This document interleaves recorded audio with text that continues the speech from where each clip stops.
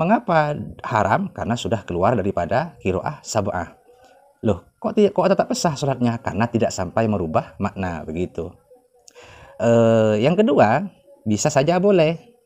Bolehnya ialah apabila di dalam mengidghamkan mimnya lafat ar-rahimih pada mimnya lafat maliki.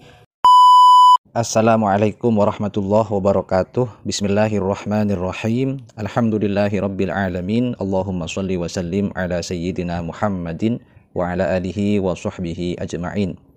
Teman-teman sekalian, bersyukur kepada Allah Subhanahu wa taala. Kembali kita berjumpa di channel yang sangat sederhana ini. Mudah-mudahan kita sekalian senantiasa ditambah taufik hidayah oleh Allah Subhanahu wa taala. Amin ya rabbal alamin. Ada pertanyaan tentang bagaimana hukum mengidghamkan mimnya lafat ar-rahim diidghamkan pada mimnya lafat maliki yaumiddin. Kira-kira kalau dipraktikkan begini: Ar-Rahmanir-Rahim Maliki Yaumiddin. Saya ulangi. Ar-Rahmanir-Rahim Maliki Yaumiddin. Nah, dalam bacaan yang saya praktekkan tadi, di situ mengidghamkan mimnya lafat ar-Rahim kepada mimnya lafat Maliki, ya. Jadi pertanyaannya adalah bagaimana kalau membaca Al-Fatihah seperti itu? Sah apa tidak bacaan Al-Fatihahnya? Kita akan membaca kitab Hasyiah Al-Bujairami atau masyhur juga disebut dengan kitab Tuhfatul Habib pada juz 2 halaman 165 cetakan Darul Kutub Al-Ilmiyah. Kita mulai. Bismillahirrahmanirrahim. Qauluhu arba'a asyrotah. Falau zada fiha bi an udghimah mimur rahim fi mimi maliki lam yadurrah kama fil halabi. Qauluhu, perkataan syarih, ya, Syekh Khatib Asy-Syarbini sebagai pengarang kitab Al-Iqna, ya, dalam mensyarahi kitab Matan Abi Syuja. Al-arba'ah asyrotah, 14. Maksudnya, di penjelasan sebelumnya dalam kitab Iqna-nya disebutkan bahwa wajib menjaga tasdid-tasdidnya surah Al-Fatihah yang jumlahnya ada 14. Dari 14 jumlah tasdid ini, 3 diantaranya terdapat pada basmalahnya. Jadi sekali lagi, ketika membaca Al-Fatihah di saat sedang sholat, wajib juga memenuhi semua tasdid-tasdidnya surah Al-Fatihah yang kesemuanya ada 14. Dilanjutkan, falau zada fiha bi an udghimah mimur rahimih fi mimi maliki. Apabila ada penambahan tasdid, tadi kan dikatakan ada 14. Nah, sekarang apabila ada penambahan tasdid, contohnya seperti apa penambahan tasdidnya? Bi an udghimah mimur rahimih atau bi an adghamah mimar rahimih bisa. Bi an udghimah mimuh. Kalau bi an adghamah mimah. Kalau mimuh berarti jadi naibul fa'il dari udghimah. Kalau mimah berarti jadi maf'ul bih dari adghamah. Bi an udghimah mimur rahimih fi mimih maliki. Contohnya ialah mengidghamkan mimnya lafat ar-rahim pada mimnya lafat maliki, seperti yang saya bacakan tadi. Ar-Rahmanir-Rahim Maliki Yaumiddin. Nah, dengan mengidghamkan seperti itu kan akan muncul tasdid lagi, ya, berarti gitu maksudnya, contoh daripada penambahan tasdid. Maka bagaimana hukumnya kalau membaca seperti itu, yakni memasukkan atau mengidghamkan mimnya lafat ar-rahim pada mimnya lafat maliki, lam yadurrah, itu tidak apa-apa, sholatnya tetap sah, ya, sholatnya tetap sah, kama fil halabiyyi, sebagaimana yang dituturkan oleh Imam Al-Halabi. Lakinnahu yahrumu 'alal 'abidi al-'alimi. Akan tetapi membaca seperti itu, mengidghamkan mimnya lafat ar-rahimih pada mimnya lafat maliki, itu hukumnya bisa haram apabila dilakukan dalam keadaan sengaja al-alimi serta dia tahu akan keharamannya. Binaan alama i'tamadahu mim ra. Ini berdasar pada pendapat yang dijadikan landasan oleh Imam Romli min anna mazadah ala sab'ati syadun, Yang mana pendapat yang dijadikan pegangan oleh Imam Raudi tersebut menyatakan bahwa bacaan yang keluar daripada qiraah sab'ah itu hukumnya syadz. Syadz itu tidak bisa dipakai. Kama alaihi asy-syaikhani, sebagaimana yang diakui oleh asy-syaikhani. Wa tabatulu bihi as-shalatu in ghayyarul ma'na.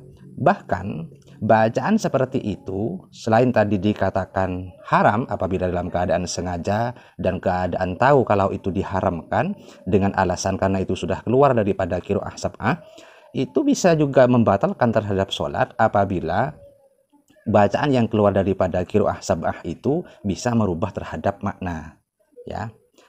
Wa amal idghamu, adapun mengidghamkan mimnya lafat ar-rahimi pada mimnya lafat maliki ma'a isqati alifi maliki, dengan atau disertai menggugurkan atau menghilangkan alifnya lafat maliki, berarti menjadi maliki tanpa alif.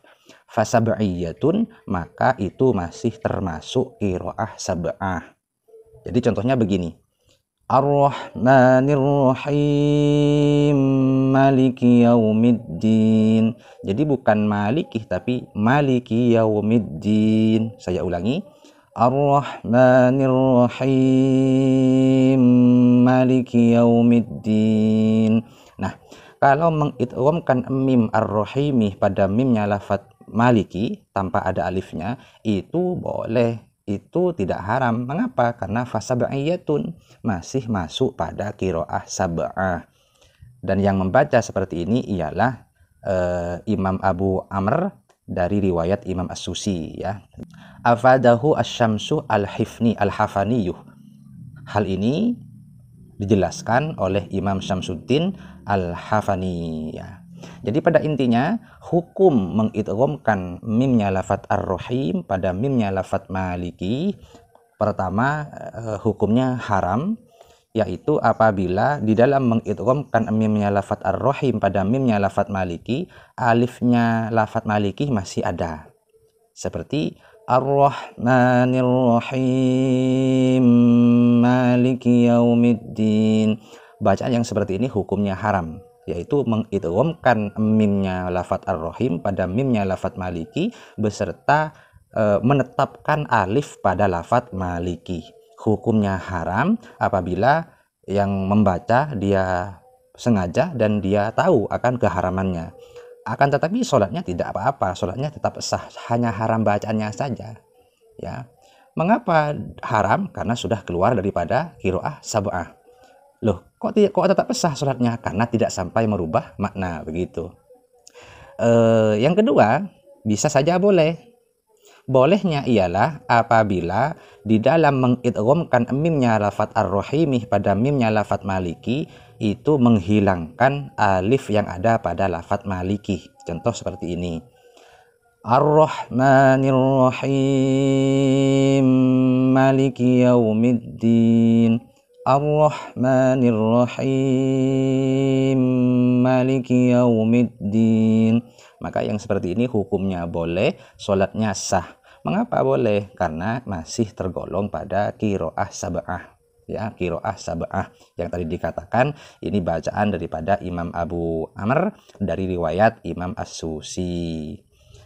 Jadi pada intinya ditafsil, ya, hukum mengidghamkan mimnya lafat ar-rahim pada mimnya lafat maliki itu hukumnya ditafsil berdasarkan yang sudah dibaca tadi, ya.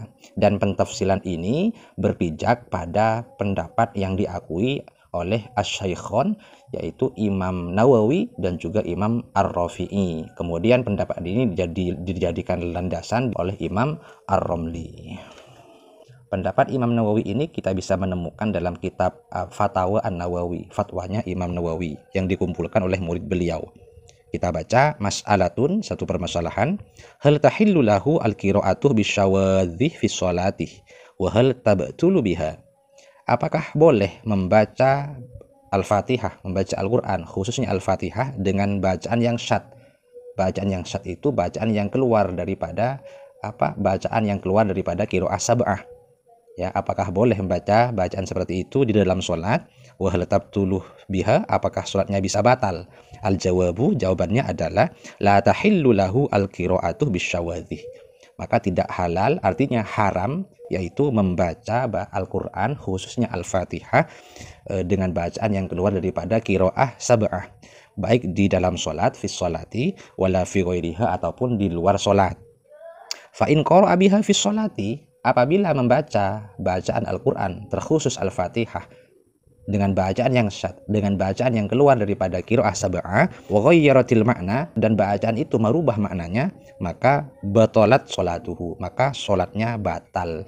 Ingkanat aliman amidan, apabila di dalam membaca bacaan yang keluar daripada qiraah sab'ah, artinya bacaan yang syad, itu dalam keadaan dia tahu akan keharamannya dan dalam keadaan dia sengaja dalam membacanya, ya. Jadi itu keterangan singkat dari kami terkait dengan hukum mengidghamkan mimnya lafat ar-rahim pada mimnya lafat maliki. Mudah-mudahan bermanfaat. Wallahu a'lamu bissawab.